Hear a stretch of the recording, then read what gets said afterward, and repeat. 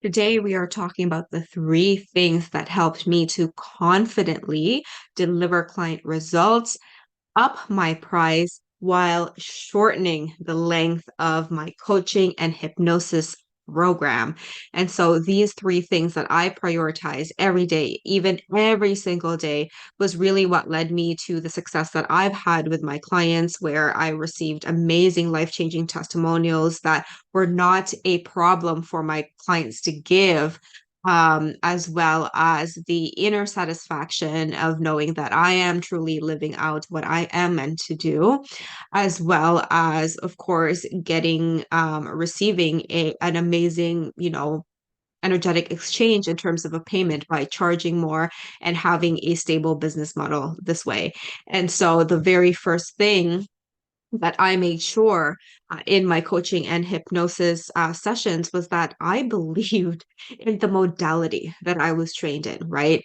And so I'm someone who is trained in multiple different modalities for subconscious rewiring specifically. And the very first few three modalities that I was trained in were very traditional. And although they were very powerful, don't get me wrong, I'm very grateful that I trained in them. I knew that there was something missing and it didn't really fully jive with me. I couldn't put my finger on it, but something was missing. And so once I found conversational hypnosis, it's like the puzzle pieces kind of just like click together, right? Everything fell into place because what was really missing, I found, was the fact that there wasn't in the traditional modalities I was trained in, there wasn't really any reasoning as to why we were doing what we were doing. So we were just told to relax the client. We were just told to go through their inner child. We were just told to progress them to scenes. We were just told to do some parts work investigation, but not really the rationale and deeper learnings with regards to the mind um that I needed personally for my own brain to fully get on board with. And so when I learned the principles of exactly why techniques exist, and learning the principles and getting very good at them, I no longer needed the techniques from the previous trainings I had. They were good in terms of having a reference point and knowing exactly what to do, but they just didn't do they like didn't really work for all clients, but working with principles does. And so when I really embody the principles and believed that it would work for all clients, which it definitely does, because principles are what makes techniques, right? Not all techniques will work for everyone, but there are certain principles that govern psychology, mind, and neuroscience that helps create breakthroughs at a subconscious level. So just knowing what those principles are has really helped me to no longer rely on those techniques that didn't work for everyone, but relied on the principles instead that do work for a human being. And so when I knew that it definitely worked and I had, and my full logic was on board, I was excited. So all of my emotions were also on board. Then that was what helped me to become confident, because I knew that my method worked. I could charge more. And because it worked so fast, I was confident in creating breakthroughs. I went from a 12-week program to a 6-week program, initially, like within a few months of learning the modality. And now like 4 weeks, right? And that's pretty damn fast for, some conscious rewiring um, programs, and creating transformations that are not only fast but lasting. That is pretty like unheard of, right? So that was the very first thing I had to do, was make sure that I believe in my methodology, because as coaches, if we don't believe in what we're doing, we're going to unconsciously influence the results due to the confirmation bias and self-fulfilling prophecies, right? You know this. And so make sure that you absolutely 100% believe in your modality. And if there's even just like a 2% doubt there, that may trickle into a sabotage pattern unconsciously, and you know this already, right? So make sure that you're fully on board with what you're doing and not doubting it. Number two, I made sure that I applied the methods that I use in my day-to-day life. So, to be quite truthful, 2022 was one of the most difficult times of my life. going through a separation, which led to a divorce. I really needed to do a lot of healing for myself while running an online business where this was the face and showing up was required for me to earn money, right? Obviously, I took the time and took the time to heal, but the reason why I had the time to take the time to heal and still was able to show up for my business, sometimes not at the best way because I am imperfect, but the fact that I was able to show up was the reason for that was because I applied the aspects of conversational hypnosis into my life. It was really the anchor that, or the yeah, I would say the very good anchor point for me to get out of the survival mode. It was something that I always looked forward to. And so it really, really literally saved my life back then. And because I applied it, I was able to really repattern old codependency and people pleasing tendencies that really was one of the biggest things as to why that relationship didn't work. And so by doing this, by being able to apply my own modality and seeing the internal shifts first, and then hearing other people saying, oh my God, I can't believe how well you're surviving right now, how well you're doing considering what you have been through.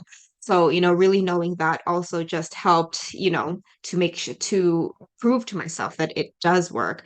And because I applied it in every aspect of my life, if you have a modality and if you're not using it, are you really qualified to walk the talk, right? Are you really qualified to charge more and decrease your prices if you're not using it yourself?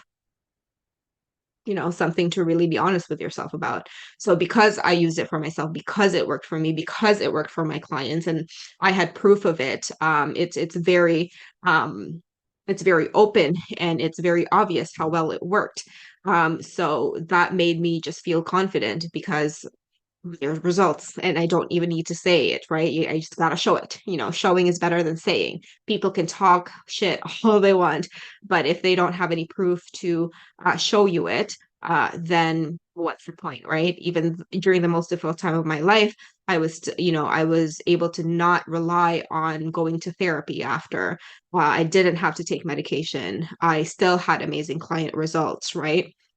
So those were the things that worked for me, and that's why I was confident in increasing it because the just the return of investment in terms of my mental and emotional health was completely invaluable just by using conversational hypnosis. So make sure that you are also at that point where you actually have used it for yourself and found transformations within yourself, because if not, you're gonna unconsciously not want to show up for it because you are someone with integrity, right? And so making sure that you do that is going to help you massively. And number three is that I prioritize my mental and emotional health. I touched on it, on this a little bit already. But what I also found, and became very clear, and it was a big mirror to me, that during conversational hypnosis sessions, particularly, there's this phenomena where you mirror or you see your clients within you as well. So when they're working on their issues, sometimes you get triggered, right? And you can when you get triggered, it's just a sign for you to need to work on something. And so whenever there were times where I would get triggered when working with clients, it was one of the signs for me to start looking inwards for myself so that I didn't bring the triggers into and influence the client relationship, the breakthroughs I was using for my clients, because this is very common, right? Like the one thing that happens that has been, in the ACH community is very obvious. When you have an issue yourself and you don't want to face it yet, and it shows up for your clients, you're not going to want to, like, you're unconsciously not going to want to take your client to that spot because you yourself have resistance with seeing that yourself. So let me give you an example. So maybe you are someone who has such a difficult time celebrating your wins, right? Um, and that's something that you want to work on. You want to give yourself the acknowledgement and the kudos because you've been highly self-critical, and you want to start acknowledging your hard work for what it deserves.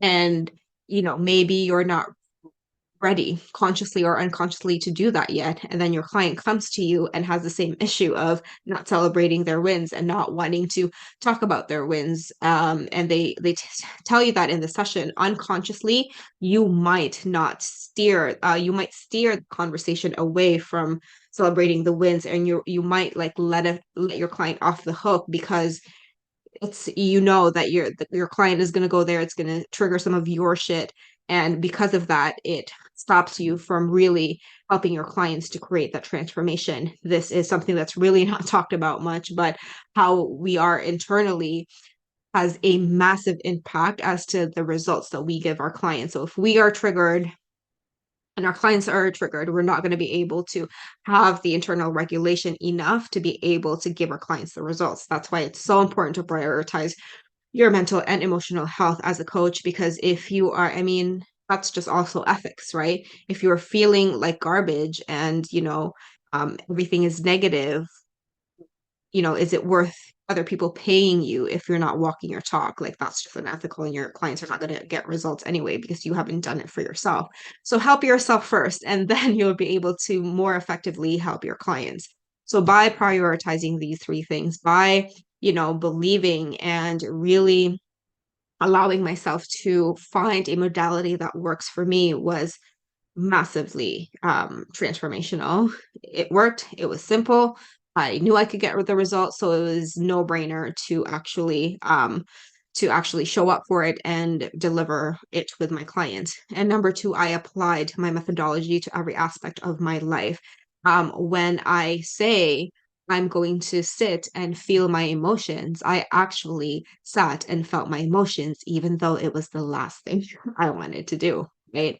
And number three, I prioritize my mental and emotional health because it really has a big impact as to how we can transform our clients' lives, because we can unconsciously not allow our clients to go to a place where a big transformation might occur because it triggers our own shit, right? Which, we will steer it away, and it takes more time for our client to get results until we actually face it ourselves. So once we face all our demons, we are more easily going to be able to help our clients face their demons as well. So I hope these three things help. Let me know how you go with this. And if you have any questions, make sure to ask. Otherwise, I will see you soon.